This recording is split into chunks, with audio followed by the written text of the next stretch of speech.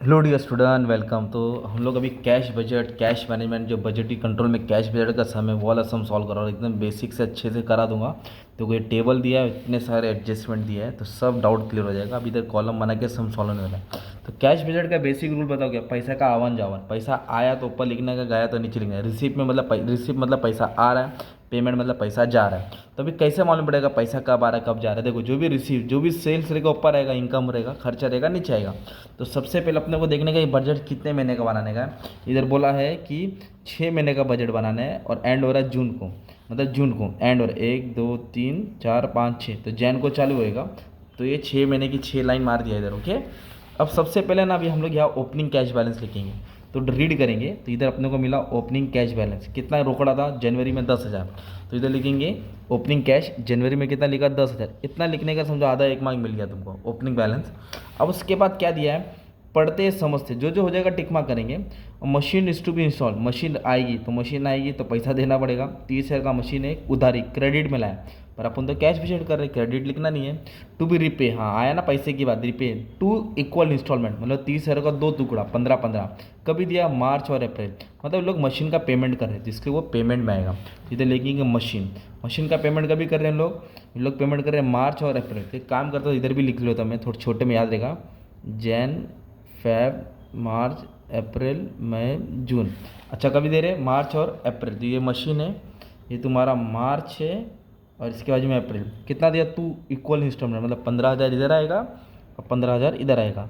इधर लिखेंगे machine EMI instalment, ख़त्म। Simple, so easy. एक लाइन ये भी हो गया, बड़ी वाली लाइन थी। अभी कमीशन है, कमीशन वाला बाद में करेंगे, बहुत इंपॉर्टेंट पार्ट है, कराता हूँ। हाँ, इधर क्या बोला, 1,000 being the amount of second call, जो शेयर्स का पैसा था ना, may be receive. Receive word है, रिसीव मतलब पैसा आता है, आवत है, आएगा, ये नार। कितना रुपया आएगा?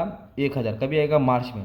तो ये आने वाला क्या आएगा, रिसिप्ट होएगा, कॉल का पैसा लिखा और मार्च में आएगा। कितना रुपया आएगा मार्च में? 1,000। तो मार्च में हम लोग लिख लेंगे कॉल का पैसा 1,000 आया। सिंपल। अब ये लाइन मेरी हो गई, फुल स्टॉप डाल देता बड़ा वाला। शेयर प्रीमियम, जो शेयर के ऊपर प्रीमियम होता है, amounting 2,000 is also obtainable. Obtainable मतलब आएगा विथ सेकेंड कॉल, मतलब ये कॉल है ना 1,000 रुपया, उसके साथ प्रीमियम का भी पैसा 2,000 आएगा, रिसीव होएगा। तो ये इनकम है। ऑप्टेनेबल मतलब इनकम आने वाला। तो प्रीमियम का पैसा भी सेकंड कॉल के साथ आ रहा है। सेकंड कॉल कभी आ रहा है? मार्च में आ रहा है, जिसके लिए इधर 2,000 डाल दिया। ओके, तो पहले जो इजी हो करा रहा हूँ ताकि तुमको इजी लगे। अभी नेक्स्ट क्या बोला है, period of credit allow by supplier is 1 month. तो सप्लायर वो होता है जिससे हमने माल खरीदते हैं। तो जेठालाल जिससे टीवी खरीदता है ना, टीवी फ्रिज दुकान में रखने के लिए, तो जो देने वाला रहता है सप्लायर। तो सप्लायर का मतलब होता है तुम्हारा मटेरियल होता है। ओके, और उसको क्रेडिटर बोलते हैं। और क्रेडिटर क्या होता है? तुम्हारा पेमेंट करना रहता है। तो क्या इधर बोला है, period of credit allow by supplier is 1 month, मतलब ये महीने का पैसा अगले महीने में। तो इधर आपको लिखना पड़ेगा क्रेडिटर 1 मंथ, मतलब ये जैन है ना, तो जैन के पहले का दिसंबर, दिसंबर का पैसा जैन में आएगा, और जैन का फेब में आएगा, फेब का मार्च में आएगा। तो ये वाला अमाउंट मुझे उठाना है। ओके, तो क्या है दिसंबर, तो दिसंबर में कितना? 16,000, वो तुमको जैन में लिखना पड़ेगा। तो फिर जैन में लिखूंगा 16,000, सिंपल। और जैन में कितना? 20,000, वो फैब में लिखूंगा, कहाँ लिखूंगा? फैब में 20,000। इस तरह ना अभी मैं 14 14 12 12 लिख दूंगा। Okay, 14 14, okay, 14 14, 12 12, 12,000 12,000। अब बोलेंगे फिर यार जून का पैसा क्यों नहीं लिखा? जून का भी तो बजट बना है। तो इधर क्वेश्चन में क्या बोला था, 1 मंथ क्रेडिट, मतलब जो जून का 16,000 है वो 1 महीने के बाद जुलाई में देंगे, और जुलाई का तो हम बना नहीं रहे, इसलिए जून का वाला नहीं आएगा। तो 1 मंथ क्रेडिट मतलब इसके आगे वाले को पीछे डालने का, आगे वाले को पीछे डालने का, इसलिए दिसंबर का जैन में आया। ये पार्ट इंपॉर्टेंट था।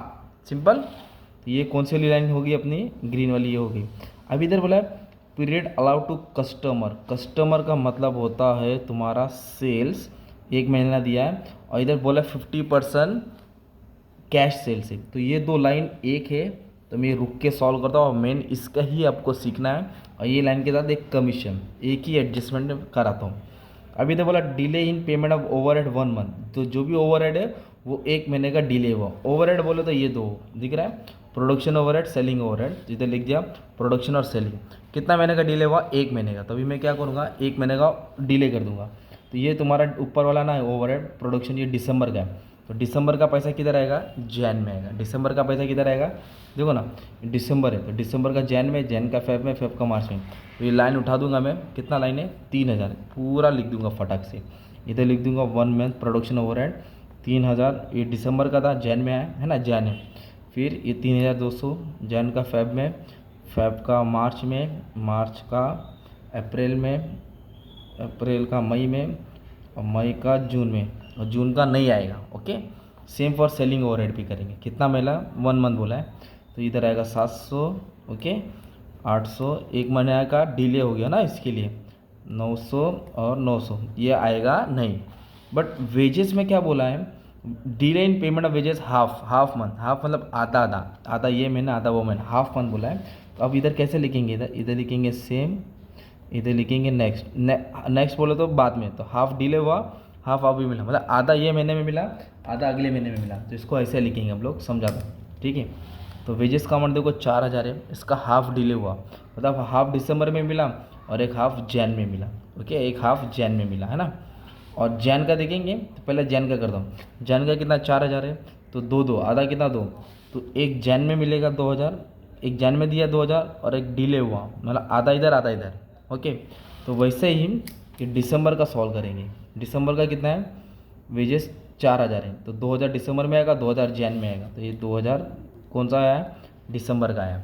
वापस से समझाता हूँ, फैब में 4200, इसका हाफ फैब में देंगे, एक मार्च में देंगे, तो हाफ कितना हो गया, 4400 का 2200, एक 2200 इधर आएगा फैब में और एक इधर आएगा। तो ऐसा क्यों कर रहा है हाफ आधा आधा, क्योंकि इधर बोला है जो वेजेस है ना वो हाफ मंथ डिले हुआ, कितना हुआ, हाफ मंथ। अब वापस से फटक से खरीदे, ये 4600 है ना, तो कितना आएगा 4600 का, इधर आएगा 2300, इधर आएगा 2300, फिर इसके बाद क्या बोला, इसका भी 2300, इसका भी 2300, इसका आएगा 2400, ओके इसका आएगा 2400, हाफ करना है ना।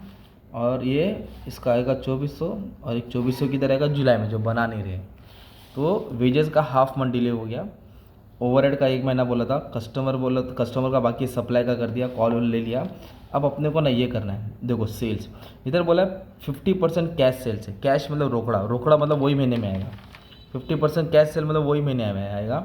और जो बचा ना 15 उस मतलब सेल्स, सेल्स बोले तो कस्टमर, जो बचा ना उसको एक महीने की उधारी दी, मतलब क्या हुआ, आधा आज मिल रहा है आधा कम मिल रहा है, तो इधर लिखेंगे कैश सेल्स, ओके, और इधर लिखेंगे क्रेडिट सेल, क्या लिखेंगे, क्रेडिट। तो जो कैश सेल है ना वो सेम महीने में आ रहा है, सेम मंथ, और ये 1 मंथ का डिले हो रहा है, 1 मंथ का डिले हो रहा है। तो सेल्स का अमाउंट देखेंगे तो 22,000 है, कितना है 22,000। तो हम लोग को जैन का है ना, तो जैन का लेते पहले, तो जैन का 20 है, तो कैश सेल 50% बोले, तो 50 बोले तो आधा करेंगे, तो 20,000 का आधा 10,000 सेम महीने में मिला, ये 10,000 आधा क्या हुआ, 1 महीने का डिले हो गया, मतलब आधा अभी आया आधा फैब में आया। वापस से बताता हूँ, फैब में देखिएगा तो 22,000 है, तो 22 का आधा कितना हो गया, 11,000 फैब में आया और एक 11,000 की तरह है मार्च में आया।